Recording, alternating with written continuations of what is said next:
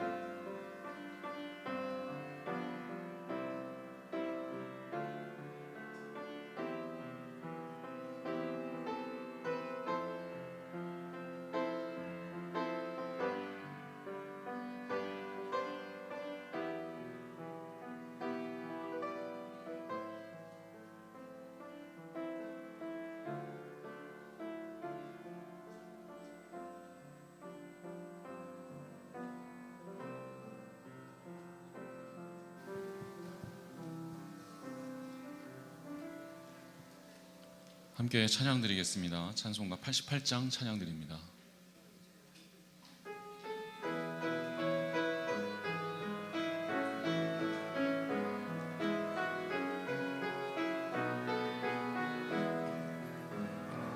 내 진정 사모하는 친구가 되시는 구주 예수님은 아름다워라.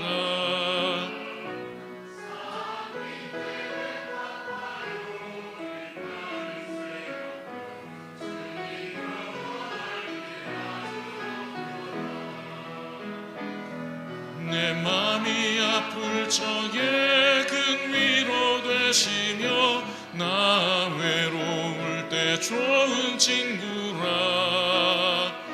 주는 저 산 밑에 백합 빛나는 새벽별 이 땅 위에 비길 것이 없도다.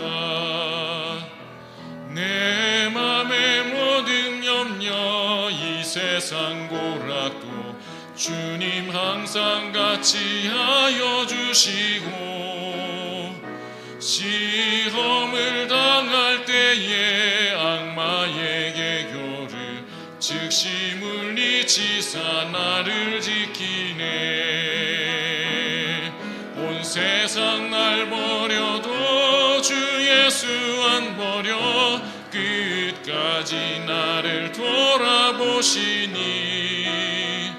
주는 저 산 밑에 백합 빛나는 새벽별 이 땅 위에 비길 것이 없도다. 내 맘을 다하여서 주님을 따르면 길이 길이 나를 사랑하리니. 물불이 두렵지 않고 창검도 겁없네. 주는 높은 산성 내 방패시라.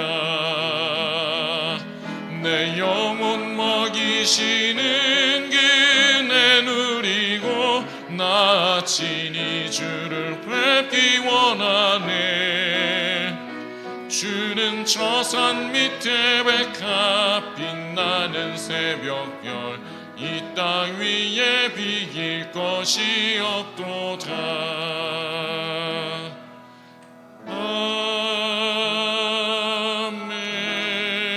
아멘. 계속해서 찬송가 502장 찬양 드립니다.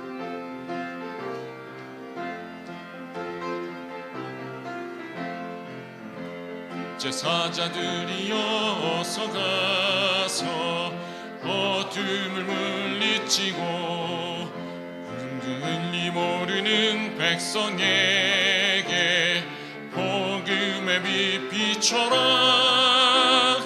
빛의 사자들이여 복음의 빛 비춰라. 죄로운 밤 밝게 비춰라. 빛의 사자들이여 선한 사역 위하여 힘을 내라. 주 함께 하시겠네. 주의 크신 사랑을 전파하며 복음의 빛 비춰라. 빛의 사자들이여 복음의 빛 비춰라. 죄로운 밤 밝게 비춰라. 빛의 사자들이여 주님 부탁하신 말 순종하여 이 진리 전파하라. 산을 넘고 물 건너 힘을 다해 복음의 빛 비춰라. 빛의 사자들이여 복음의 빛 비춰라. 죄로운 밤 밝게 비춰라.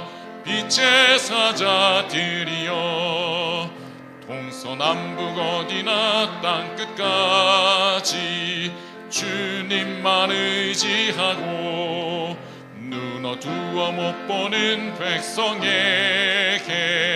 복음의 빛 비춰라. 빛의 사자들이여 복음의 빛 비춰라. 죄로든 밤 밝게 비춰라. 빛의 사자들이여 빛의 사자들이여 복음의 빛 비춰라. 죄로든 밤 밝게 비춰라. 빛의 사자들이여. 마지막으로 고개 들어 함께 찬양드립니다.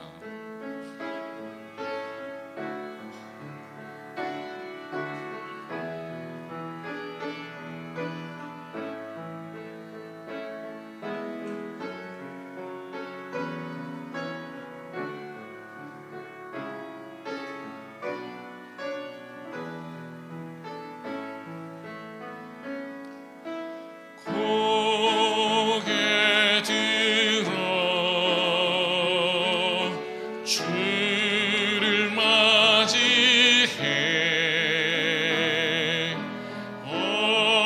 엎드려 경배하며 찬양.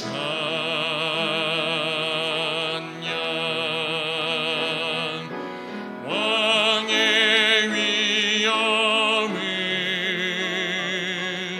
신령과 진정한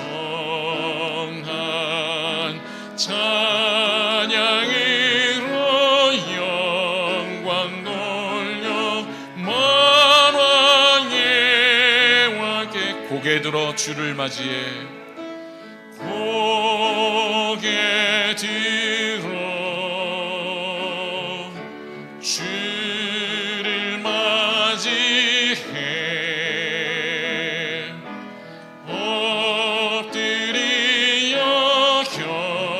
경배하며 찬양.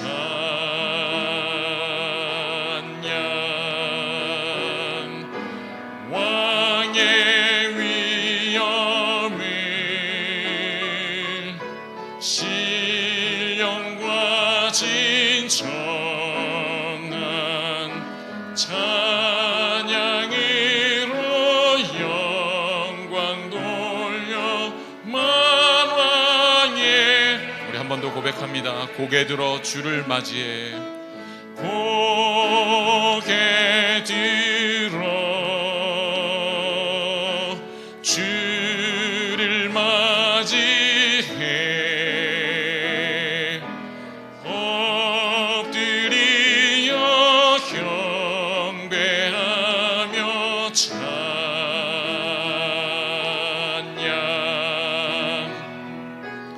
왕의 위엄을 신령과 진정한 찬양으로 영광 돌려 만왕의.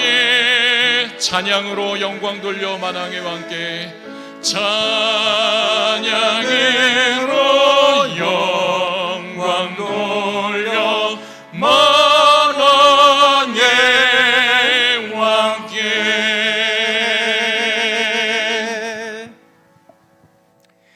좋으신 하나님께서 한 주간도 기쁨과 사랑으로 우리의 인생을 돌아보아 주셨습니다. 이 시간에 함께 묵도하실 때 좋으신 하나님 우리와 함께 하소서. 함께 묵도하심으로 주일 2부 예배 하나님께 영광 올려드립니다. 하나님 아버지,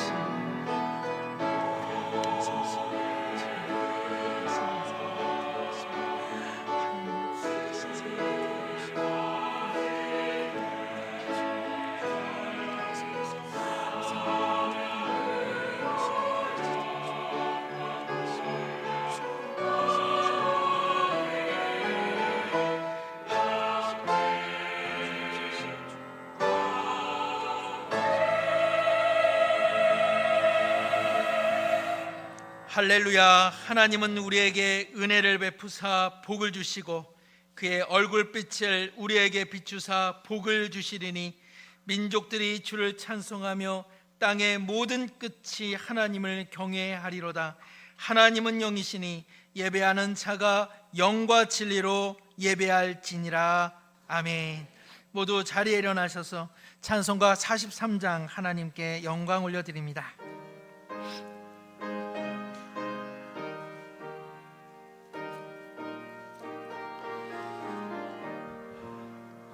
즐겁게 안식할 날, 반갑고 좋은 날, 내 마음을 편케 하니 즐겁고 기쁜 날, 이 날에 천하 만민 다 보좌 앞에서 참 되신 삼위일체 다 찬송 부르네. 이 날에 하늘에서 새 양식 내리네. 성회로 모이라고 종소리 울리네. 복음의 밝은 빛은 온 세상 비치며 또 영생물이 흘러 시원케 하시네. 이 주일 지킴으로 새 은혜 입어서 영원히 쉬는 곳에 다 올라갑시다. 성부께 찬미하고 동자와 또 성령 참 되신 삼위일체 다 찬송 부르세. 아멘.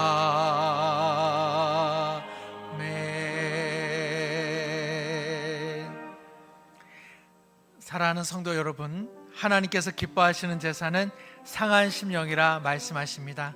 한 주간 성령께서 깨닫게 하시는 우리의 잘못과 허물을 예수님의 십자가를 의지하여 함께 고백하며 나갑니다. 하나님 아버지, 오늘도 말로 다 없는 영원한 사랑으로 우리를 인도하시고 오래전 십자가를 통하여 세우신 언약의 보배로운 약속을 통하여 이제도 사랑하시며 이제도 보호해 주시며 감싸 주시니 감사합니다.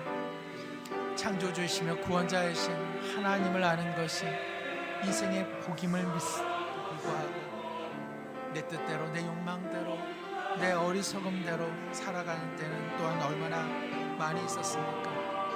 하나님의 하나님 되심을 잊고 하나님을 만홀히 여긴 저의 부족한 인생, 어리석은 인생을 긍휼히 여겨 주옵소서.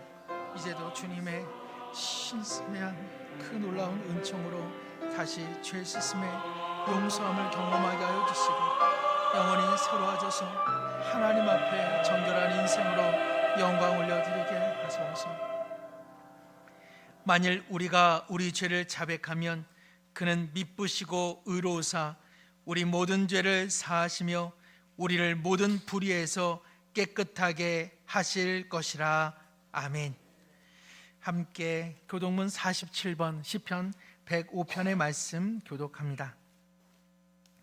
여호와께 감사하고 그의 이름을 불러하려며 그가 하는 일을 만민 중에 알게 할지어다. 그에게 노래하며 그를 찬양하며 그의 모든 기이한 일들을 말할지어다. 그의 거룩한 이름을 자랑하라. 여호와를 구하는 자들은 마음이 즐거울지로다. 여호와와 그의 능력을 구할지어다. 그의 얼굴을 항상 구할지어다. 그의 종 아브라함의 후손 곧 택하신 야곱의 자손 너희는 그가 행하신 기적과 그의 이적과 그의 입의 판단을 기억할지어다. 그는 여호와 우리 하나님이시라. 그의 판단이 온 땅에 있도다.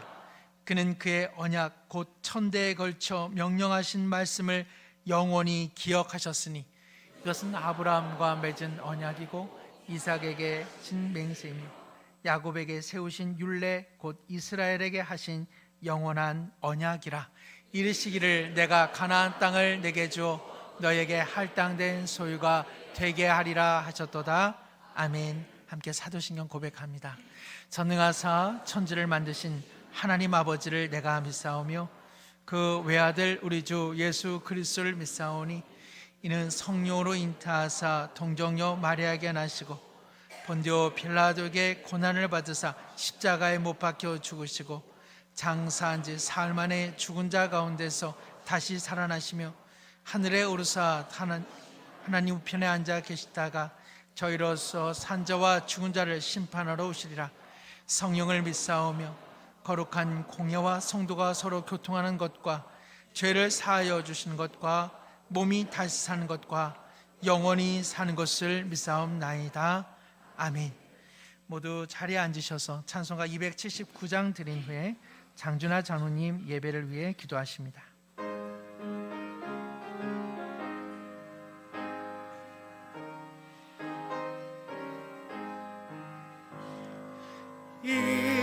인해하신 구세주여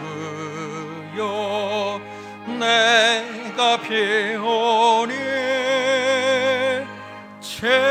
죄인호라 하실 때에 날 부르소서. 주여 주여 내가 비오니 죄인호라 하실 때에 날 부르소서. 자비하신 보좌 앞에 꿇어엎드려 자복하고 회개하니 믿음 주소서. 주여 주여 가 비오니 죄인호라 하실 때에 날 부르소서. 예 공로를 지하여 주께 가오니 상한 마음을 고치시고 구원하소서. 주여 주여 내가 배우니 죄인호라 하실 때에 날 부르소서. 먼 복 근원 우리 주여 위로하소서. 우리 주와 같으시니 어디 있을까. 주여 주여 내가 비오니 죄인호라 하실 때에 날 부르소서. 아멘.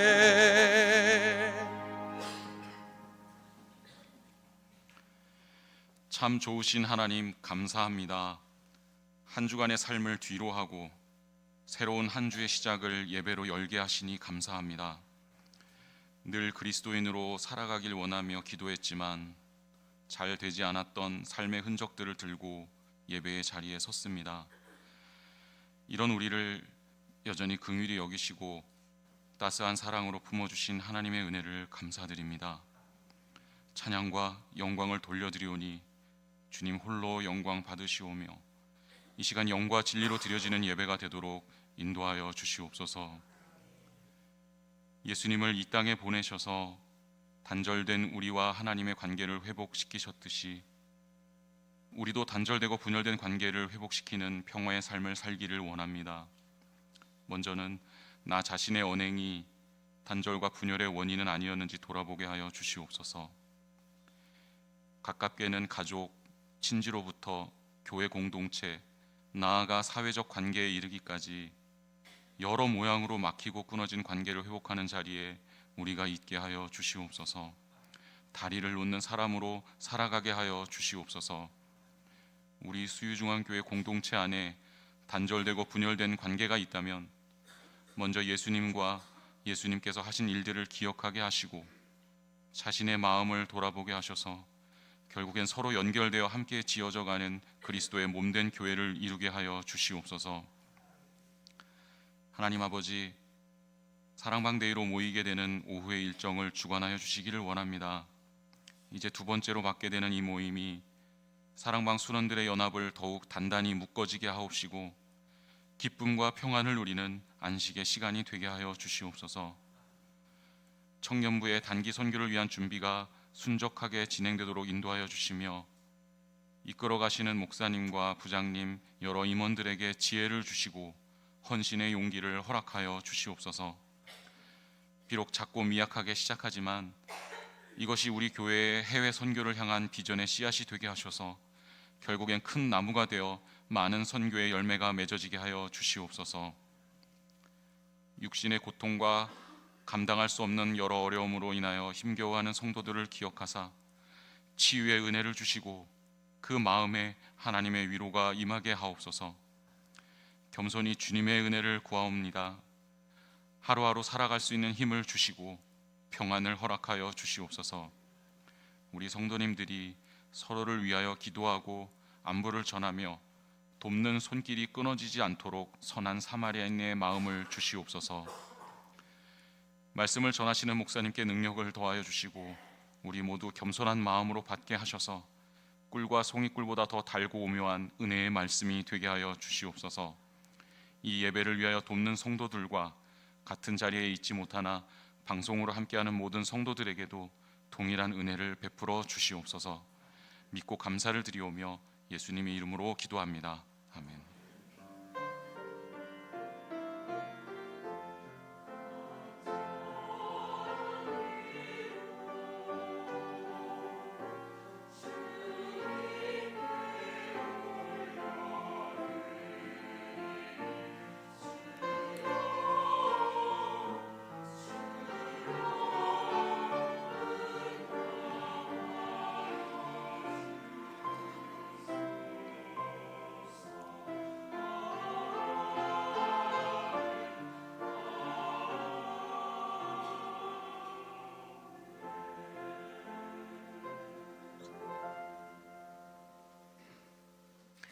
이 시간 우리에게 주시는 하나님의 말씀은 에스더 2장 1절에서 7절까지의 말씀입니다. 구약성경 751면에 있습니다. 구약성경 751면 에스더 2장 1절에서 7절까지의 말씀 제가 봉독하겠습니다. 그 후에 아하수에로 왕의 노가 그침에 와스디와 그가 행한 일과 그에 대하여 내린 조서를 생각하거늘 왕의 측근 신하들이 아뢰되 왕은 왕을 위하여 아리따운 처녀들을 구하게 하시되 전국 각 지방의 관리를 명령하여 아리따운 처녀를 다 도성 수산으로 모아 후궁으로 들여 궁녀를 주관하는 내시 해계의 손에 맡겨 그 몸을 정결하게 하는 물품을 주게 하시고 왕의 눈에 아름다운 처녀를 와스디 대신 왕으로 삼으소서 하니 왕이 그 말을 좋게 여겨 그대로 행하니라. 도성 수산에 한 유다인이 있으니 이름은 모르드게라. 그는 베냐민 자손이니 기스의 증손이요 시므이의 손자요 야일의 아들이라. 전에 바벨론 왕 느부갓네살이 예루살렘에서 유다 왕 여고냐와 백성을 사로잡아 갈 때에 모르드게도 함께 사로잡혔더라. 그의 삼촌의 딸 하다사 곧 에스더는 부모가 없었으나 용모가 곱고 아리따운 처녀라. 그의 부모가 죽은 후에 모르드게가 자기 딸같이 양육하더라. 아멘. 이 시간 호산나 찬양대 성령의 단비라는 곡명으로 하나님께 영광과 사랑을 올려드립니다.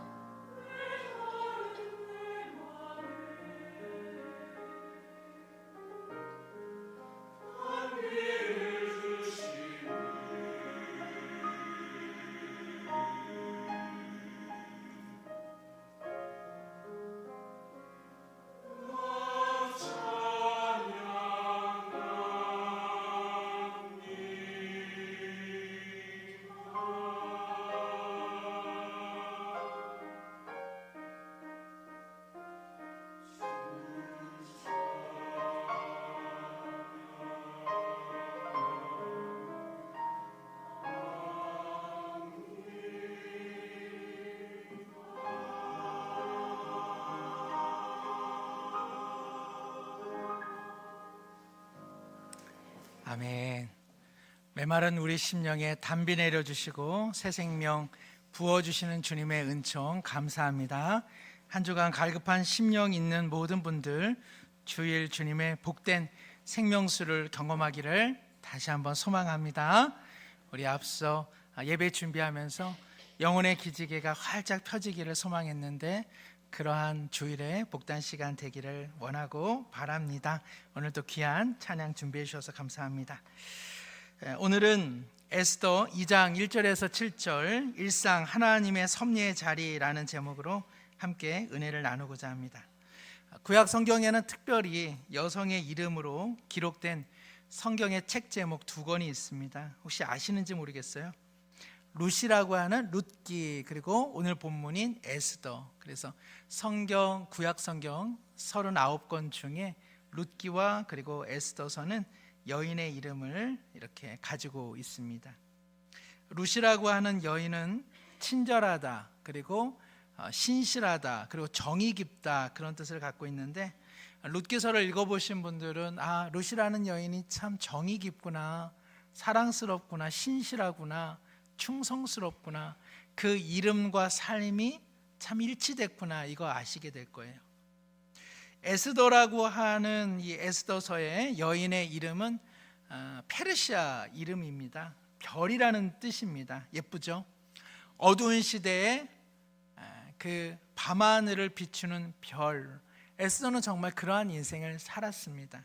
그러므로 신앙적 삶을 살았던 구약에 많은 여성들이 있지만 룻기, 에스더 참 잘 구약의 성경의 이름을 잘 지었다, 이런 생각을 하게 됩니다.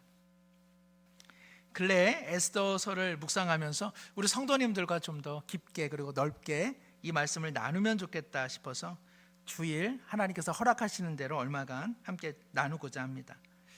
어떤 분들은 구약 성경에 에스더서라는 이런 성경이 있었나 이렇게 생각하는 분도 계실지 모르겠습니다. 에스더서의 배경을 그래서 오늘 조금 말씀드리고자 하는데요. 오늘 본문 2장 1절에 보면은 그 후에, 즉 어떤 일이 있었다, 그리고 지금은 그 날이 지났다라고 되어 있고요. 아하수에로 왕의 노가 그쳤다, 이렇게 되어 있습니다. 아하수에로라고 하는 왕이 큰 분노가 일어나는 사건이 있었고, 그것과 관련돼서 와스디, 즉 왕비가 어떤 일을 저지른 것이 여기에 나와 있습니다. 그리고 그는 아하수에로 왕은 왕비 와스디의 일로 인해서 나라에 어떤 조서를 반포한 일에 대해서 지금 생각하고 있다, 이렇게 성경은 이야기합니다. 그래서 저는 이 시간에 일어난 일은 무엇이었으며 아하수에로 왕과 왕비에게 있었던 갈등은 무엇이고 뭐 때문에 화가 났고, 그러면 반포된 조서의 내용은 무엇인가 조금 말씀드리고자 합니다. 그런데 제가 이 말씀을 드리기 전에 결론적으로 오늘 말씀의 주제를 이야기해 드리고자 한다면, 우리의 복잡다단한 그리고 평범하기도 하면서 반복적이기도 하면서 때때로는 지루한, 그리고 모순과 부조리가 가득한 우리의 일상 가운데 하나님은 하나님의 뜻을 이루어가고 계신다, 이 생각을 우리 모두 기억하시기를 바랍니다. 그래서 우리의 삶에 예기치 않게 일어나는 사건과 사고 속에서 어떠한 고통, 어떠한 시름이 있다 할지라도 하나님은 우리를 향한 일하심을 결코 포기하지 않으신다. 하나님은 우리를 기억하고 계신다. 이 음성을 오늘 말씀을 통해서 확인하기를 소망합니다. 혹여나 주무시는 분들도 꿈속에서라도 이 음성을 들으시는 그러한 은혜가 있기를 원합니다. 아하수에로 왕은 누구일까? 제가 이 왕에 대해서 조금 길게 말씀드리는데, 무슨 설교 시간에 그 역사 이야기를 이렇게 오래 하는가 싶으실 텐데, 기독교 그리고 하나님의 일하심은요, 어디 무슨 우주 별나라 혹은 우주 달나라에서 하지 않습니다. 인간의 역사, 우리의 삶의 한 복판 속에서 하나님은 일하고 계시기 때문에 성경에 나타난 이 역사 이야기를 조금 할 필요가 있습니다. 아하수에로 왕은요, 우리가 아는 고대 페르시아 제국의 실존 인물이었습니다. 성경에서는 이 페르시아 제국을 바사 제국 혹은 바사 메데 제국이라고 말하기도 하는데요. 바사가 곧 페르시아입니다. 그런데 이 바사가 메데라고 하는 이 나라를 접수를 했기 때문에 바사 메데 이렇게 나오기도 하는데요. 성경을 읽으시다가 바사 제국, 메데 제국 나오면 페르시아 제국이구나 생각하시면 될 것 같아요. 아하수에로 왕은요, 페르시아 제국의 네 번째 왕이었습니다. 예수님 오시기 전, 그러니까는 주전 486년에 즉위를 하여서 20년간 통치한 왕이었습니다. 당시 세계사의 흐름을 보면 중국에는 누가 있었냐? 공자 선생님이 활동하고 있었던 때였고요. 그리고 그리스, 서양권에서는 누가 있었냐? 소크라테스가 있었던 시대입니다. 그리고 우리가 잘 아는 민주주의가 막 발흥되어지고 그리고 막 기틀을 자리 잡고 있었던 때, 바로 그때에 중동에는 이 페르시아가 전체를 석권하고 있었던 것이죠. 그러니까는 동양에는 중국의 유교가 발흥되고 중동에는 거대한 페르시아 제국이 왕권을 강화하고, 그리고 그리스 아테네에서는 이미 올림픽이 시작된 지가 200년이 지난 그야말로 민주 정치가 꽃을 피우는 그러한 시대였습니다. 그런데 페르시아 제국은 이 중동만을 장악하는 것에 한계를 느꼈기에 아하수에로 왕의 아버지인 다리오 1세가 그리스 아테네를 침공하고자 하는 계획을 갖게 되죠. 이 소식을 들은 아테네가 준비가 되지 않았습니다. 스파르타에게 그 용맹한 그 연합군을 요청을 했는데 스파르타가 이것을 거절하게 되죠.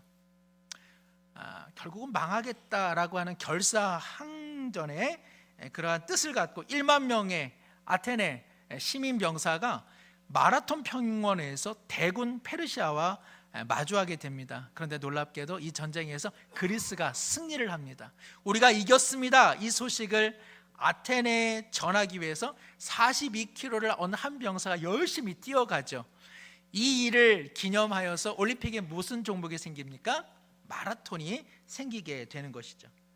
그리스와 아테네 시민들에게는 놀라운 승리였지만 반드시 승리하리라고 여겼던 다리오 1세와 페르시아 제국에게는 씻을 수 없는 상처가 되었습니다.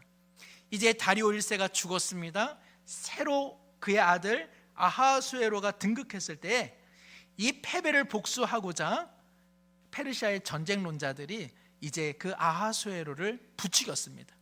아버지의 원수를 갚아야 됩니다. 우리는 반드시 다시 공격해야 됩니다.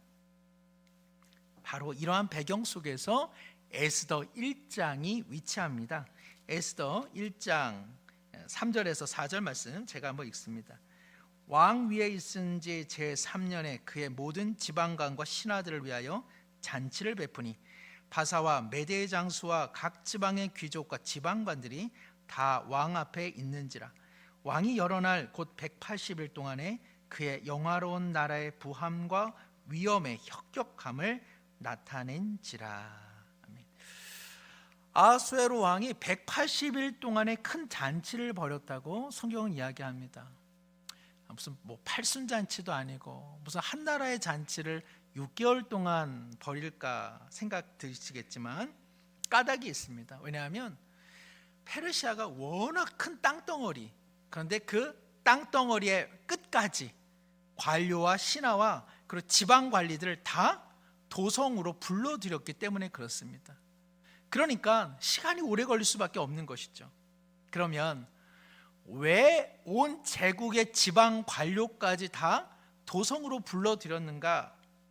이 잔치는 다만 먹고 마시는 잔치가 아니라 그리스 아테네를 재침공하기 위한 충성 맹세식, 그리고 승리의 기원을 바라는 그러한 잔치였던 것이죠. 그러니까는 페르시아 제국이 얼마나 위대한 나라였으며, 그리고 이 전쟁에 국운을 걸고 있다는 것을 우리는 짐작할 수 있습니다. 얼추 잔치는 이제 끝났습니다. 그리고 두 번째 7일간의 잔치가 이루어지게 되는데, 그것은 잔치를 준비한 궁의 책임자와 관료들을 위한 일종의 뒤풀이 잔치였습니다. 그런데 사건이 여기서 일어납니다. 6개월간의 1차 잔치를 마무리하고 이제 7일에 뒤풀이 잔치를 하는 마지막 날에 아하수에로 왕이 술이 흥건히 취했습니다. 사람은 언제 실수를 많이 합니까? 그렇죠? 예. 뭐 드셔보신 분들은 그래서 약주를 드셨다. 그 약주는 그게 약이라서 약주입니까? 술을 먹었으니 실수를 하게 되죠. 어떤 실수를 하느냐? 에스더 1장 11절에서 12절입니다. 왕후 와스디를 청하여 왕후의 관을 정제하고 왕 앞으로 나오게 하여 그의 아리따움을 뭇 백성과 지방관들에게 보이게 하라 하니 이는 왕후의 용모가 보기에 좋음이라. 그러나 왕후 와스디는 내시가 전하는 왕명을 따르기를 싫어하니 왕이 진노하여 마음속이 불 붙는 듯 하더라. 아멘. 와스디라고 하는 이 왕비의 이름의 뜻은요, 아름다운 여인입니다. 이름은 예쁜데 또 실상은 좀 그에 못지않은 경우도 있습니다만은 이 왕비 와스디는 그 이름과 그리고 그 용모가 일치를 했던 것 같습니다. 왕이 그냥 신하들 앞에서 자기의 아름다운 왕비를 자랑하고 싶었던 것이죠. 그러나 왕비 입장에서는 이것이 참으로 자존심 상하는 일이죠. 마치 궁녀에게 술 시중을 요청하는 것처럼 왕비를 그런 식으로 술이 흥건히 적셔진 남자들 틈바구니 속에 왕비를 불러내는 일은 왕비에게 얼마나 모욕적인 일이 되었겠습니까? 그래서 이 왕비가 이를 거절하게 되죠. 이쯤 되면 또 누구도 자존심이 긁혔습니까? 아하수에로 왕도 마음이 긁혔죠. 내가 이 나라의 왕인데, 그래서 내가 너를 어여삐 여겨 왕비로 삼았거늘 너의 얼굴 하나 보여주는 것이 뭐 그리 어려운 것이냐. 더군다나 이제 이 잔치가 끝나가는 마당에, 그리고 아테네 전쟁의 승리를 기원하는 이 복된 날에 이럴 수가 있느냐 싶은 생각이 들었죠. 그리고 결과적으로 이 왕이요, 관료들에게 이 일을 묻습니다. 어떤 면에서는 주정 비슷한 짓을 해놓고 그리고 자신의 과오는 전혀 잊어버린 채 관료들에게 이 왕비의 태도가 맞느냐, 이 왕비를 어떻게 했으면 좋겠냐고 묻는 것입니다. 부부간의 갈등이라고 할 수도 있고요, 그저 부부간의 그저 자존심 싸움이라고 생각할 수도 있는 이 일을 나란 일로 지금 확대시키고 있는 것입니다. 에베소서 1장 에스더 1장 15절에 이렇게 되어 있습니다. 왕후 와스디가 내시가 전하는 아하수에로 왕의 명령을 따르지 아니하니 규례대로 하면 어떻게 처치할까? 벌써 그 간신 같은 신하들이 아하, 왕이 벌써 왕비를 못마땅히 하니까 우리가 왕의 마음을 읽어줘야 되겠다 싶어가지고는 이제 관련법들을 들이대면서 왕비를 폐위시키는 것이 좋겠습니다라고 이제 법을 들춰내기 시작하는 것이죠. 우리도 무엇인가가 잘 이루어지지 않으면 이제 법을 이야기하기 시작합니다. 그러나 가족은 법으로 관계를 맺는 것이 아니라 사랑이 가득하고 또 이해하고 용서하는 완전히 다른 곳이 가정이죠. 만일 가족 안에 법이 등장하기 시작하면 그 가족은 약간의 콩가루 가정이라 해도 과언은 아닐 것입니다. 가족은 법이 아니라 사랑의 관계, 배우자의 관계 역시 존경과 존중, 인정과 인격의 관계라는 것을 우리는 잘 알고 있습니다. 제가 예전에 어느 한 가정을 신방했는데 남편분께서 지난날 아내의 마음을 헤아리지 못하고 내가 내 마음대로 살았던 거, 내 원하는 대로 아내에게 요청했던 거, 그게 너무나 잘못돼서 평생 그 죗값을 갚아야 될 것 같다고 말씀을 하시더라고요. 가정이 행복하려면 목사님, 제가 졌어야 되는데 제가 아내를 이겨먹으려 했습니다. 참 어리석었습니다. 그 말씀을 하시더라고요. 제가 그분의 이야기를 들으면서 유명한 책 제목 하나 생각났습니다. 지금 알고 있는 걸 그때도 알았더라면. 뭐라고요? 지금 알고 있는 걸 그때도 알았더라면. 근데 제가 참으로 그 생각도 했습니다. 그 귀한 것을 지금 알고 계신 것조차가 대단한 일입니다. 저는 지금도 잘 모릅니다. 그 생각을 했습니다. 지금 알고 있는 걸 그때도 알았더라면. 우리 한번 성도님들 저를 따라해 보세요. 늦지 않았다. 지금이라도 잘하자. 예, 그렇습니다. 지금 알고 있는 거 그때 잘할 거 괜찮습니다. 지금부터 잘하면 되는 것이죠. 가정 그리고 가족의 일이라고 하는 것은 법으로 해결되지 않습니다. 어떤 규칙, 어떤 규례로 되지 않습니다. 너가 잘했다, 내가 잘했다, 이런 곳은 가정이 아니죠. 가족이란 것, 가정이라고 하는 것은 그 사람의 입장에 서보는 것 아니겠습니까? 영어에 understand라고 하는 말이 있습니다. 영문학과 나오신 분들은 아마 이 단어의 뜻을 아실 것 같은데, 이해하다 그런 뜻입니다. 그래서 무슨 대화를 하다가 당신 제 말 알아요? 라고 하면은 I understand 이러면은 제가 이해했습니다. 언더라고 하는 말은요, 뭐뭐 아래라는 뜻이고요, 스탠드는 서 있다 그런 뜻이죠. 이해하다라고 하는 것은 어떤 의미를 갖습니까? 그러니까 누구 아래 서본다, 누구 입장이 되어본다, 그 상황, 그 사람의 처한 그 형편 속에 내가 한번 위치해 본다. 그게 뭐라고요? 이해한다라는 뜻입니다. 교회도 가정도요, 법이 아니라 이해가 중심이 되어야 되겠죠. 다른 사람의 입장에 서보는 것입니다. 아내의 입장, 남편의 입장, 부모의 입장, 성도의 입장, 목회자의 입장, 장로님의 자리, 그리고 순장님과 순원들의 자리를 서로 이해해 보는 것이죠. 오늘 사랑방 데이인데 그렇게 서로 입장을 바꿔놓고 생각하고, 그런 나의 형편만이 아닌 그의 형편에 서보는 그러한 이해와 공감의 시간이 되기를 소망합니다. 우리 남편을 바라보십시오. 때때로는 지긋이 먼 산을 내다보는 남편의 슬픈 눈가를 본 적이 있으십니까? 남편도 웁니다. 남편도 울어요. 그 남편의 눈물을 보실 때 아내분께서 아이고 매갈이 없어지는구나, 그러면 좀 품어지는 마음이 있죠. 아내가 때때로 깊은 한숨을 쉬고 때로는 입을 다물 때, 그때 그 마음속에 무엇이 있는지 우리 남편분들은 헤아려 보시는지요? 고칠 수 없습니다. 서로는 서로의 삶에 안부를 묻으시고 서로를 이해하셔야지 내가 우리 남편, 우리 아내를 고쳐먹겠다, 그거는 예수님도 쉽지 않으실걸요.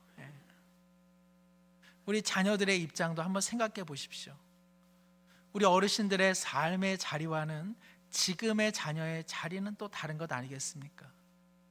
미래가 막막하고 삶의 고단한 현실 속에 자녀들의 입장에 한번 서보는 것, 바로 그 속에서 사랑은 새롭게 시작되는 것 아니겠습니까?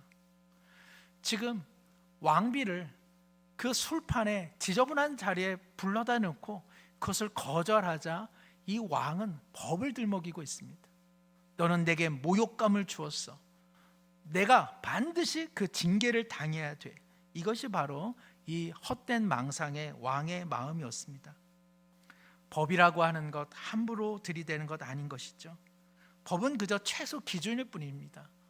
우리의 삶을 법이 담아내지를 못합니다. 법은 마치 침대와 같습니다. 어떠한 침대는 그리스 신화에 그 발목이 밖으로 나가면 그 발목을 끊어내는 침대가 있다고 하지 않습니까? 법이라고 하는 것이 때때로는 그 침대와 같아서 어떤 한 사람이 고온하게 자다가 발목을 침대 바깥으로 내놓으면 그것을 잘라버리려고 하는 습성을 가지고 있는 것, 그것이 바로 법입니다. 그런 법의 테두리 안에서는 사람이 발을 뻗고 잘 수가 없죠. 웅크리고 잡니다. 공포와 두려움 속에 자는 것이죠. 사랑은 무엇입니까? 그 좁다한 침대에서 잠 못 이루는 사람을 보고 아하, 웅크리고 자는구나. 오늘도 그리고 이 두려움 속에 잠을 자는구나. 저의 고단한 인생을 이 침대가 받아내지를 못하는구나. 침대를 넓혀줘야 되겠구나. 내가 그를 생각하는 마음을 넓혀야 되겠구나. 나의 이해의 폭을 넓혀야 되겠구나. 내 마음의 침대를 넓혀주어야 그 인생이 발을 뻗고 잘 수 있겠구나. 내가 그를 옥죄고 있지는 않았는가. 바로 이러한 공감과 이해의 시작으로부터 우리는 주님의 마음을 경험하는 것이죠. 빌립보서 2장 6절에서 8절에 이렇게 기록되어 있습니다. 우리 함께 읽겠습니다. 그는 근본 하나님의 본체시나 하나님과 동등됨을 취할 것으로 여기지 아니하시고 오히려 자기를 비워 종의 형체를 가지사 사람들과 같이 되셨고 사람의 모양으로 나타나서 자기를 낮추시고 죽기까지 복종하셨으니 곧 십자가에 죽으심이라. 이 구절을 교리적으로는 예수님의 비하라고 이야기합니다.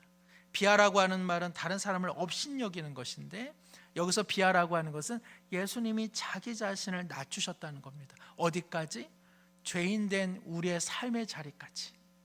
우리의 삶의 자리 그 아래에 하나님의 아들이신 예수님께서 거기 서 있다는 것입니다. 이것이 바로 주님의 사랑인 것이죠. 우리는 이 사랑을 받고 누리는 인생입니다. 이번 한 주를 살아갈 때에도 가족을 향해, 이웃을 향해, 성도를 향해, 그리고 일터와 그리고 동료들 사이 속에서 조금은 마음의 침대를 넓혀 보시고 한번 그의 상황 속에 들어가 그럴 수 있겠다, 충분히 그럴 수 있어 라는 이런 공감과 이해력이 우리의 마음에 넓혀지기를 소망합니다. 도대체 이 아하수에로 왕과 그리고 이 관료들은 그러한 마음이 없습니다. 잘 됐습니다, 왕이시여. 이때 이 페르시아가 누구의 나라인지를 한번 보여줍시다 해가지고는 왕비가 이렇게 왕의 어명을 거절한 것이 온 제국에 퍼지게 되면 이 남자들을, 이 여성들이 우습게 볼 테니까는 아예 법으로 남자를 반드시 존경하라고 하는 남자 존경법을 제정하여 반포하자고 이제 제정을 하는 것이죠. 저도 참 남자입니다만은 참 남자들은 때때로 참 우스꽝스럽죠. 지금 왕비가 왕의 요구 하나를 들어주지 않은 것을 빌미로 해가지고 이 전국 제국 전체에 남자를 존경하라고 하는 이런 새로운 법을 지금 조성해서 반포하고 있으니까 이게 뭐 얼마나 참 우스꽝스럽기도 하고 어처구니가 없습니까? 에스더 1장 17절입니다. 아하수에로 왕이 명령하여 왕후 와스디를 청하여도 오지 아니하였다 하는 왕후의 행위의 소문이 모든 여인들에게 전파되면 그들도 그들의 남편을 멸시하실 것인지. 그저 왕실에서 일어난 이 작은 사건을요, 페르시아 전국 전 가정이 바로 이처럼 쑥대밭이 될 것이니까 어떻게 하면 좋겠느냐. 20절에 보면은 왕의 저서가 이 광대한 전국에 반포되면 귀천을 막론하고 모든 여인들이 그들의 남편을 존경하리이다. 이렇게 해가지고 남편을 존경합니까, 안 합니까? 누가 이런 식으로 남편을 존경합니까? 그렇죠? 뭐 같이 아내 사랑법이라도 같이 만들어졌으면 몰라도 남자 존경법 하나만 우두커니 만들어가지고 제정을 한들 이것이 누구에게 통용이 되겠습니까? 참 어리석기도 하고 부조리하기도 하고 참 그 배운 사람들이 하는 일이란 예나 지금이나 별반 다를 바 없다는 것을 우리는 역사의 현실에서 발견하게 됩니다. 중요한 것은 왜 이러한 이야기가 여기에 기록되어 있느냐, 바로 에스더서 1장 19절 때문입니다. 왕이 만일 좋게 여기실 텐데 와스디가 다시는 왕 앞에 오지 못하게 하는 조서를 내리되 바사와 메대의 법률에 기록하여 변개함이 없게 하고 그 왕후의 자리를 그보다 나은 사람에게 주소서. 무슨 이야기입니까? 왕비를 폐위를 시키고 이제 그 공석의 자리에 새로운 왕비를 등극시키십시오라고 이야기합니다. 바로 이 공석이 된 왕비의 자리에 누가 등극하게 됩니까? 별 에스더가 등극을 하게 되죠.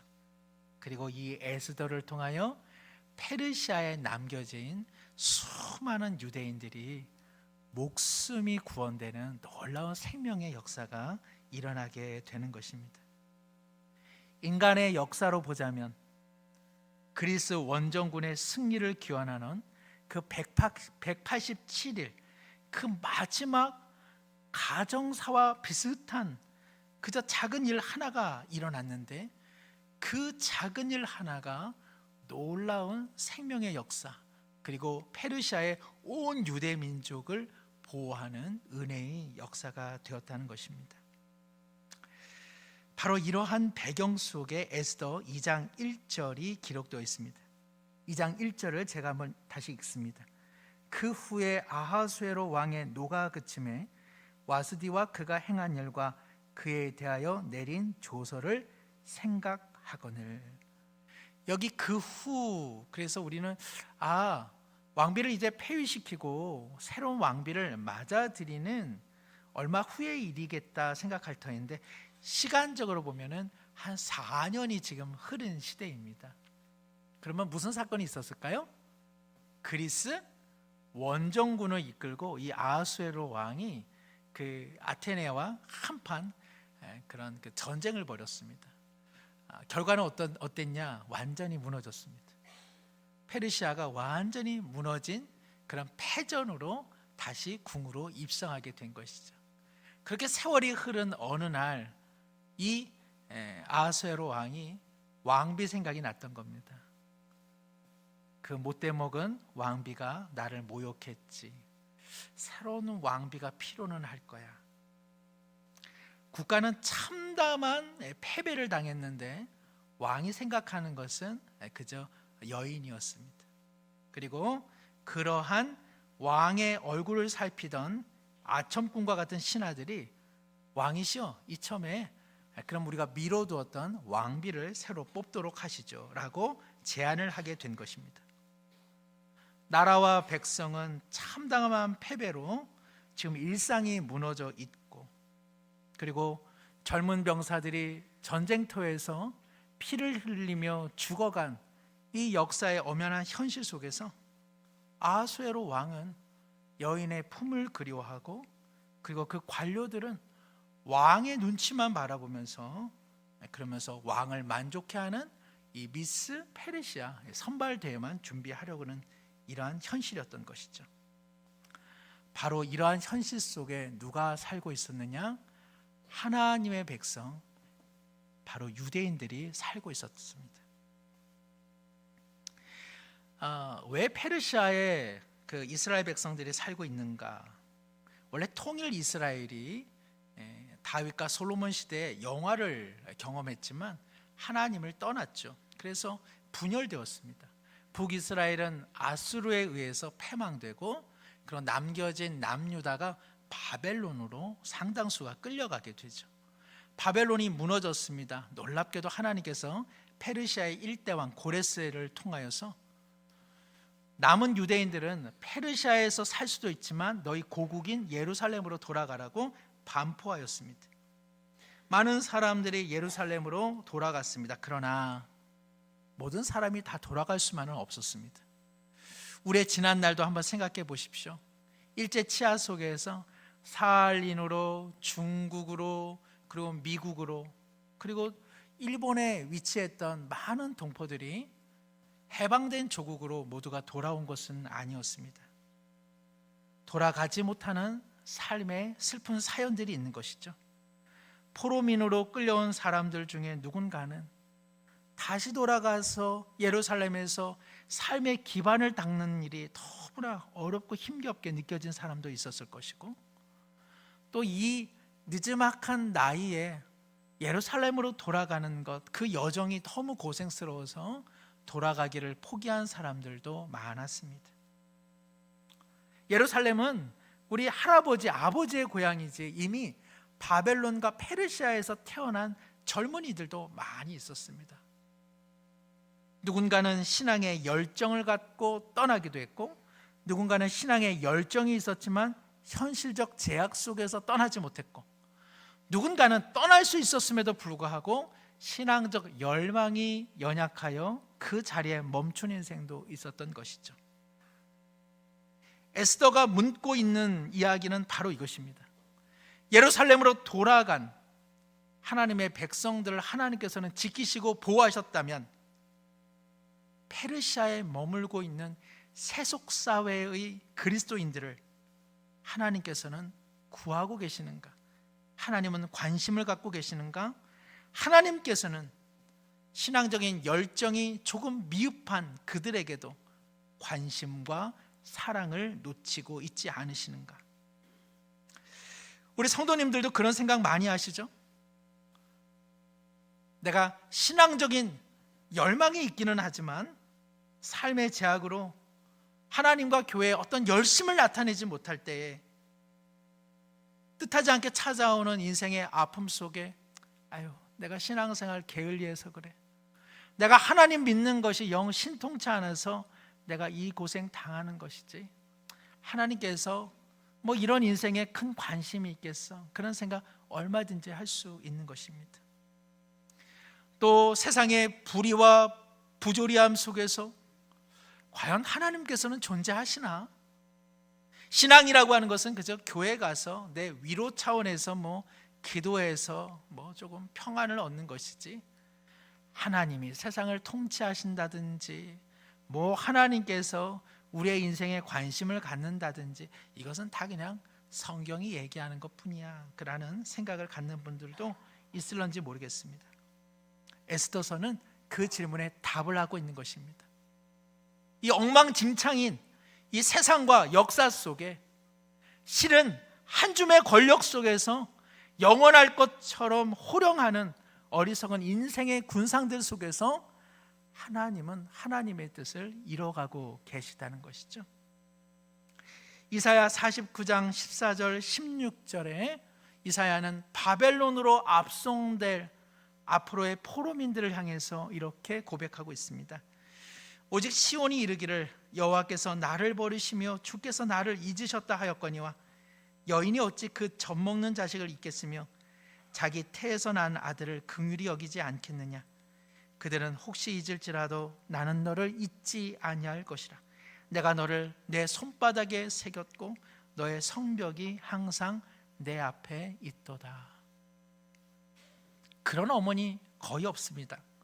그러나 자기가 배 아파 낳은 자녀를 잊는 어머니가 있다면 나는 절대로 그런 하나님이 아니다. 나는 너희들을 잊지 못한다. 너희들을 내 삶의 손바닥에 새기고 새겼다. 너희들의 인생이 항상 내 앞에 있다. 나는 너희들을 기억한다 라고 오늘 하나님은 말씀하십니다. 말씀을 정리합니다. 사랑하는 성도 여러분, 하나님은 잘 보이지를 않습니다. 저는 하나님을 보았다고 하는 분들을 때때로 의심합니다. 하나님은 잘 보이지 않습니다. 심지어 에스더서에는 하나님이라고 하는 세 글자가 한 번도 나오질 않습니다. 하나님이라고 하는 세 글자가 한 번도 나오지 않는 성경책이 성경 66권에 담겨져 있다는 것은 놀라운 일 아닙니까? 하나님은 보이지 않으십니다.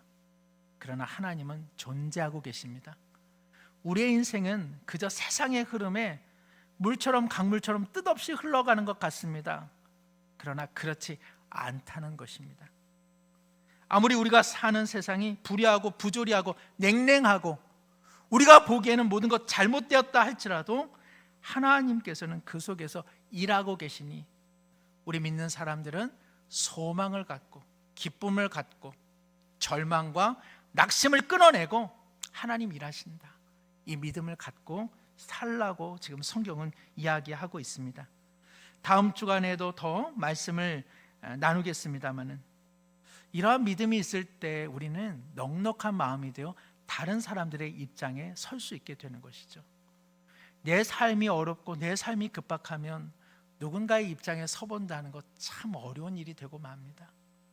그래도 내 삶이 좀 숨통이 트여야 다른 사람들의 입장에 설 수 있는 것 아니겠습니까?